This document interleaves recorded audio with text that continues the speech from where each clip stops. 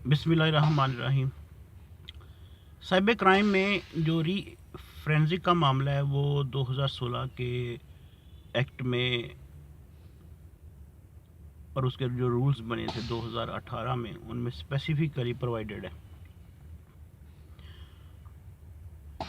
اگر یہ سٹیج ری فورینزک کی انویسٹیگیشن کے سٹیج پہ ہے تو آپ وہاں اسسٹنٹ ڈائریکٹر کو درخواست دے کر کے میں اس فورینزک رزلٹ رپورٹ سے مطمئن نہیں ہوں تو اس کو ری فورینزک کیا جائے تو وہ آرڈر پاس کر دیں گے۔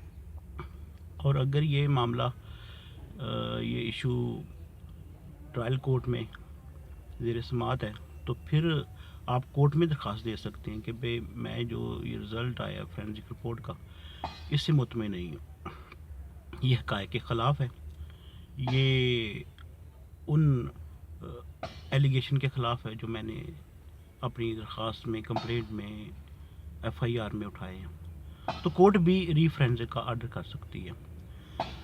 تو یہ معاملہ بڑا سہل اور آسان کر دیا ہے 2018 کے رولز کے تحت، اور ایک آسانی دے دی گئی ہے۔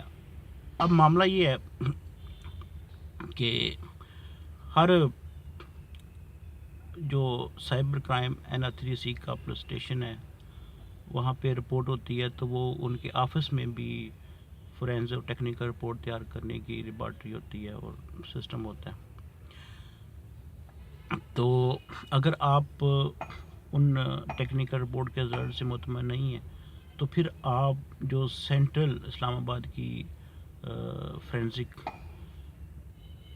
ادارہ ہے وہاں پہ آپ ریفر کر سکتے ہیں اپنی درخواست دے کر، تو وہ پھر کنکلوسو رپورٹ سمجھی جاتی ہے۔